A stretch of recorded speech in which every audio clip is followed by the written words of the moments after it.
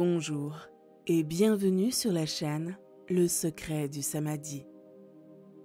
Grâce à l'histoire motivante d'aujourd'hui, vous trouverez votre rédemption dans la vie pour les fois où vous avez souffert de tort et de négativité. Grâce aux paroles de Bouddha, vous découvrirez en vous les réponses aux questions que vous vous êtes toujours posées. Il y a longtemps, une guerre a éclaté entre deux royaumes. L'un était très puissant et disposait d'une grande armée, tandis que l'autre n'avait que peu de soldats et manquait d'armes. En raison de son infériorité numérique, le général du royaume le plus faible estima qu'il n'avait aucune chance de victoire et refusa d'aller au combat.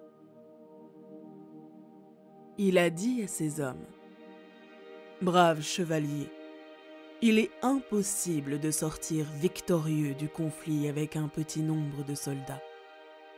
Nous serions certainement vaincus.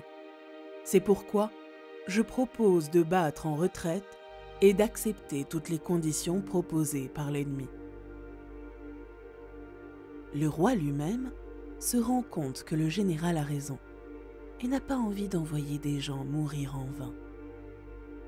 Il réfléchit toute la nuit à un plan alternatif et décida de demander conseil à un moine qui vivait dans un village voisin. Il lui explique alors son problème. « Je crains que mes soldats ne puissent pas s'échapper parce qu'ils sont en infériorité numérique. » Le moine répondit : « Mettez-moi à la tête de votre armée et je vous apporterai la victoire. » Le souverain était plutôt dubitatif, mais il céda à l'insistance de l'autre. Lorsque les chevaliers et le général apprirent qu'ils allaient se battre sous la direction d'un homme qui n'avait aucune expérience militaire et ne savait même pas tenir une épée, ils furent encore plus effrayés. Mais ils n'eurent d'autre choix que de suivre son leadership enthousiaste. Ils se mirent tous en route, mais s'arrêtèrent en chemin dans un monastère. Le moine dit : « Prenons les bénédictions du Tout-Puissant et demandons-lui si nous allons gagner ou perdre cette bataille. Si la réponse est une défaite, nous retournerons au village. Mais s'il y a un signe de victoire, nous partirons en guerre. » Les hommes se rassemblèrent à l'extérieur, trépidants, tandis que le moine se retirait dans une prière silencieuse. Il sortit alors une pièce de monnaie et s'exclama : « Si elle tombe sur pile, nous perdrons, mais si elle tombe sur face, nous gagnerons. » Il lança la pièce qui tomba droite. « Laissez tomber toute peur et battez-vous avec joie, car nous allons gagner, » dit-il triomphalement. « Même les étoiles sont alignées pour notre victoire. » Revigorés par ce résultat, les soldats se sont battus avec détermination et espoir, remportant la guerre. Sur le chemin du retour, ils repassent devant le temple et le moine invite tout le monde à s'arrêter et à remercier le Tout-Puissant. Puis il sortit à nouveau la pièce en la montrant à l'assistance, déclara : « C'est une fausse pièce. De toute façon, elle serait tombée toute droite.